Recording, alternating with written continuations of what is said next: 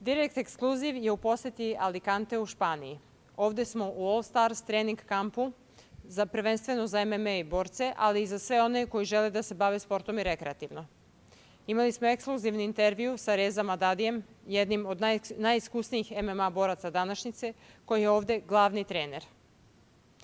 Reza je sa nama razgovarao onako iskreno iza srca i više je to izgledalo kao razgovor o filozofiji i o svetu i životu nego o MMA-u. Pa da ga čujemo.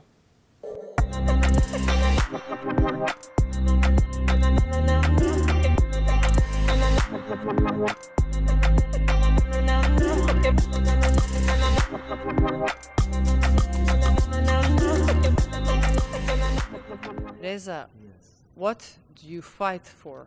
Why do you fight for? What I'm for now, I don't fight anymore. Quit for 4 years ago. But when I did for my passion. It was something I love to do. I remember first time after my fight, it was one of the best, amazing feeling I ever had in my life.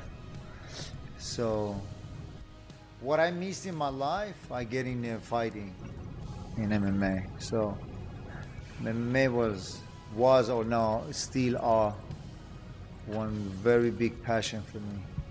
Why did you start fighting? I have a philosophy in my life. Whatever is happening in your life, happen of the reason. Whatever. I'm thinking like this. I had a very sad story in my wrestling career. They cut me. I couldn't wrestle anymore. I was like a blacklist for 6 months, and then from there nowhere, I followed my friends to his MMA gym, and that time it wasn't absolutely not like this. I don't know if I mentioned for you yesterday. My second fight in UFC, for the first time, I had a 3-5 minutes rounds in the cage for the first time. I mean, that time when I start, I'm like the people here at the gym, they call me for a dinosaur. That means I'm so old and still fighting and still training. So that time wasn't like this. But it was, like I said, passion. Now, what did you wish people knew about you as a person, not as a fighter? This question was very important for me maybe 10 years ago. As now they need to know, because the opinion, what I read, what I saw, it was totally different, and it was so much for me to try to convince whoever I met. I was like, I want to convince them as, listen, the picture you have from the media is not true, blah, blah. But honestly, today, I cannot care less or more. And I need to give it to my colleague, my Chris, he learned me a lot about this because people doesn't mean anything in my life, they cannot affect me. So I'm who I am. You build your confidence. Yeah, exactly. I do whatever I think is good, and I think is right.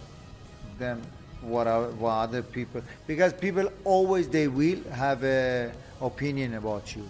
Doesn't matter what you do, doesn't matter who you are, they will still have an opinion. If you help people, they think that you do it for the media. If you help the child at the street, the woman, they always have an opinion. You do it for money, you do it for this, you do it. So you cannot convince whole the world. Just be who you are and do it on the good way. What life experience made you into a fighter that you have become? Can you remember any turning point in your life when you realized you truly belong in the ring and in the sports? I can relate it a lot of things from my first fight, because I had almost 1,500 wrestling matches. I did it from very, very young age till I was 26 years, 24, 26, 24, 25. I don't remember it. No, 26. I was 26 when I quit with the wrestling. And one of the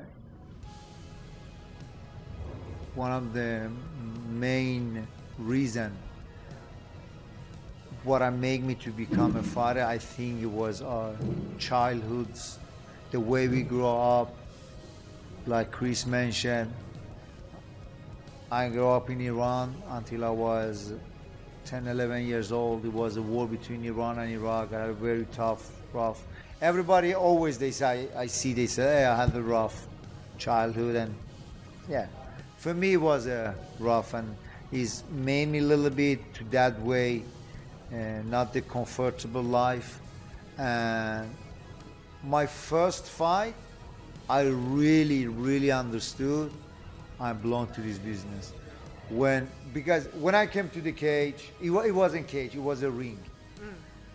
You know, before that I was a wrestler. You go inside the mat, 5 minutes, you just charge, push, throw each other. It's very tough, but you never get hit in the face. You never get the knee into your thigh or something like that.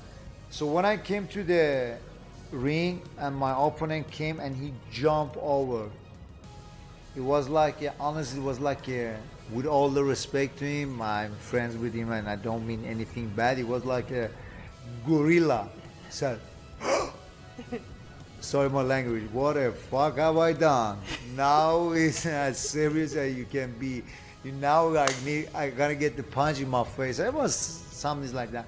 But when we start and he started to throw the punches in my face, and every time he hit me, it was like a blessing. I felt, I don't know, it was like the best drugs in the world. I was so happy every time he punched me, every time we push each other.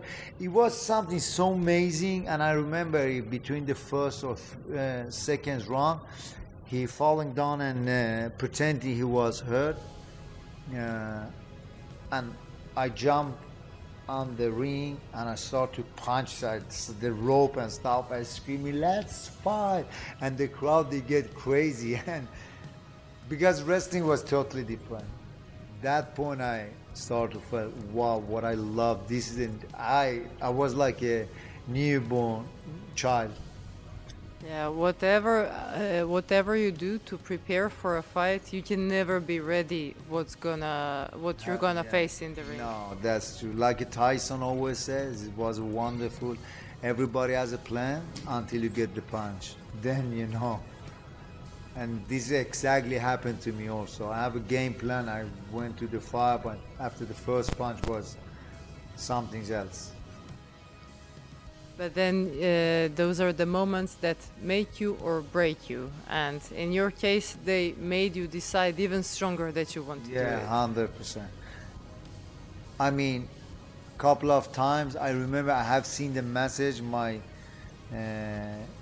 coach showed me before the fight, we sit in the locker room and he send it to some other friends. Because in UFC you cannot, you just have a three coaches. Okay. And when we have been in the locker room, somebody from outside, they're asking him, how Haris feel, what do you think?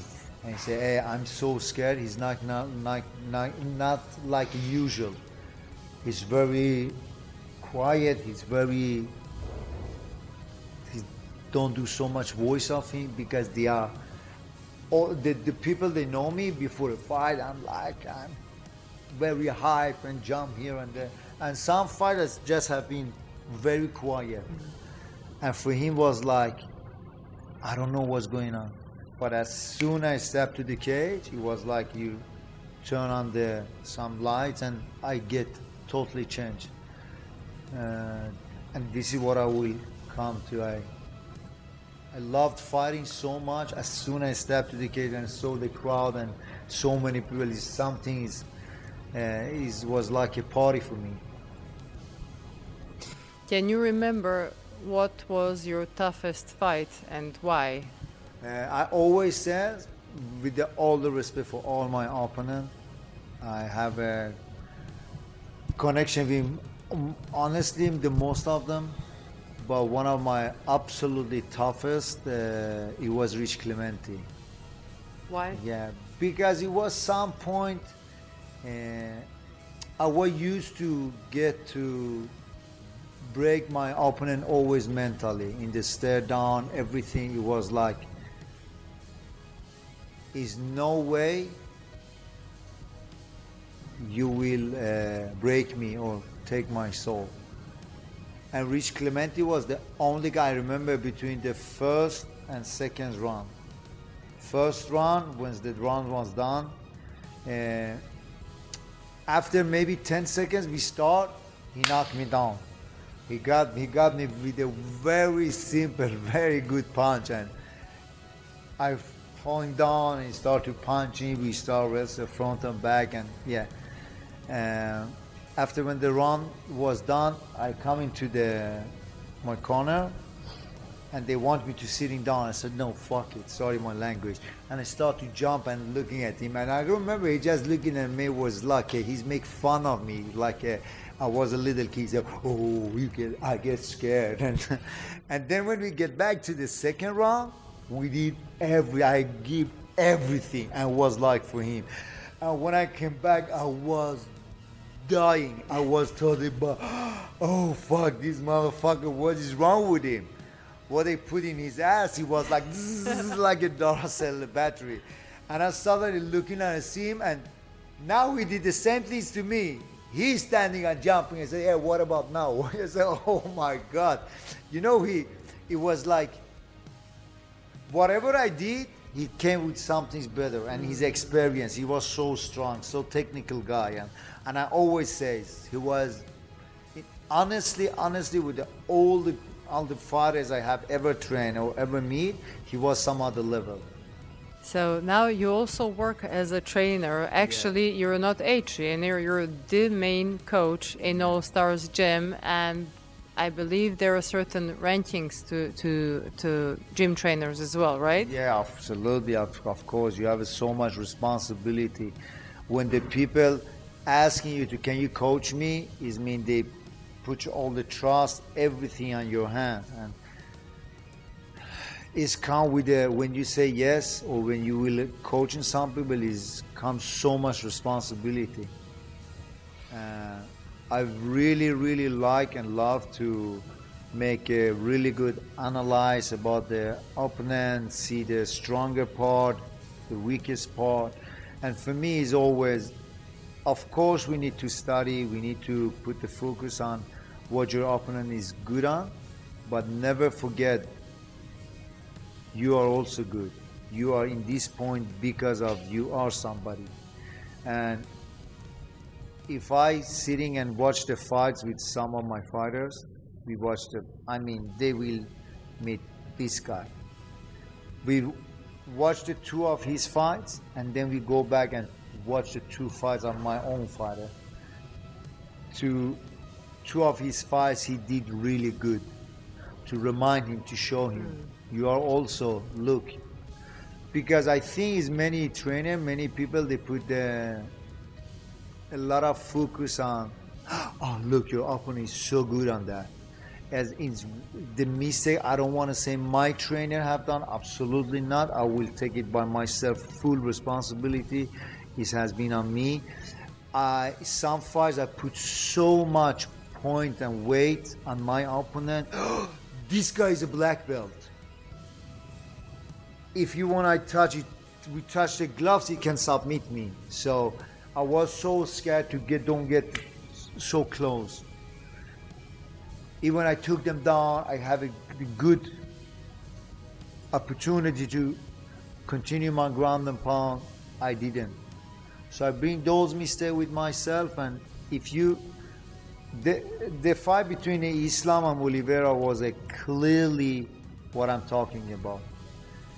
I don't think anybody else will do the same what Islam did to Oliveira, try to take him down. When they came to the ground, keep going, keep pressing. He was so impressive, and I was so impressed of the way he did. And in the end, you saw, he submitted me. So I think Khabib and those guys, his team did a really, really wonderful job. He didn't scare him about, oh no, don't go to the ground. Yeah, go it, and you can finish the job. You can, anything is possible. Exactly. You know, and that's what I believe as well. But tell me, is there anything that you're especially proud of as a trainer, as you're still as a trainer? What are you especially proud of? It has been many moments, but one of the main thing I'm really proud of, what I have done, not exactly with the cage, with that 5 minutes or 15 minutes, what I have done outside for some of those guys to bring them, put them in that position they are.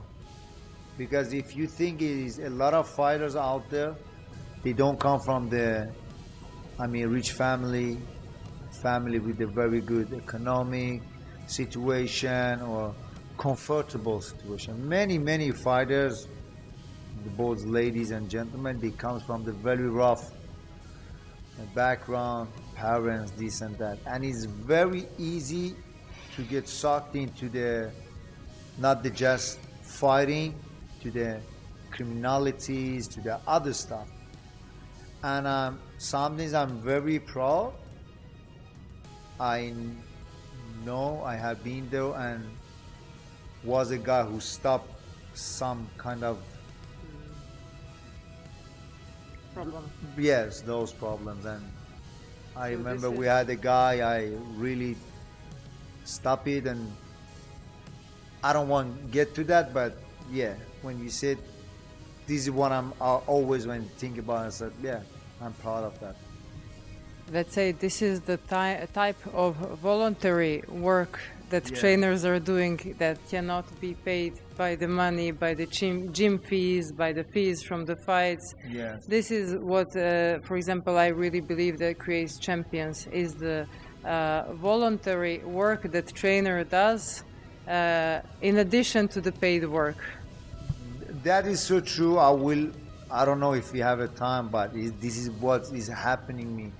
Like a young, not young, I was, when I quit with the wrestling and I started with MMA, absolutely my biggest dream was to enter the UFC, come to the UFC. And I remember when the dream became true, I did it in my own town in Stockholm.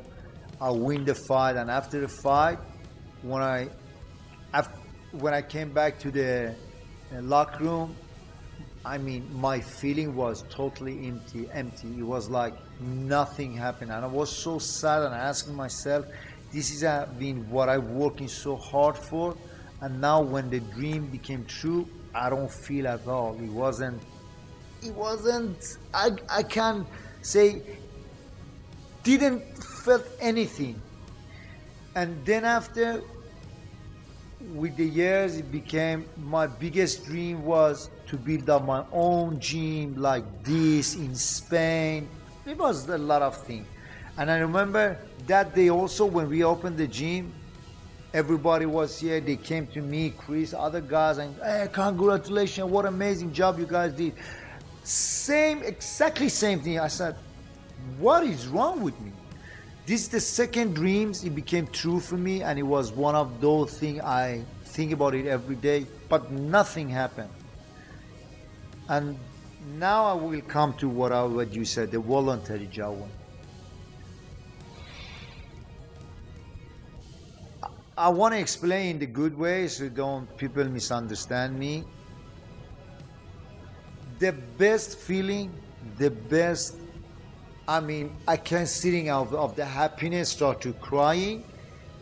It's when I help somebody.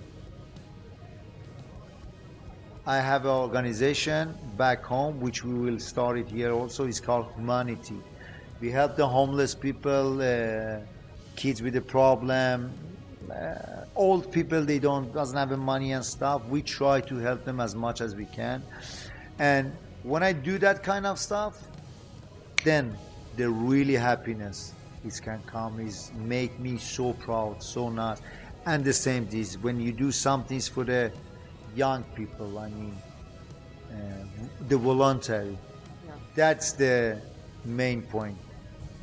It's when you do something with ethics, with morality, and when you do it from the heart, is when you feel truly pleased with yourself. Exactly. And at peace with yourself. Yeah, that's the real happiness for me. Is this how you will train and develop your future fighters? Yeah, absolutely, because to give them to just make them the good fighter is not enough. Because everybody, whoever you see, and I'm talking about my own mistake, because I have experience. I have been up, down, I know what I'm talking about, because I say, to be the good fighter is not a so big art. Everybody can. Not everybody, but you can be. But in the same time, be the good fighter and try to be humble. Everybody else may say, I still today I'm 44, I can't get angry at the traffic, blah, blah. But now I have much easier to control myself. But to be those two parts is something incredible, is something amazing. And always I try to many times look at the Muhammad Ali, how he didn't went to the war in Vietnam, what he has done with size. So it didn't make him just a boxer world champion. It made him like a real good human. And I remember when he died, everybody was sad and posting something about him. You understand? So that should be the goal for many trainers, because they have a chance, they have an opportunity to form the fighters. We wish you the best of luck in developing young talents in the All Stars gym. Yeah, and thank you so much for your time. Thank you, and thank you for you guys. Also take your time, came here and interview us. Thank you. Thank you.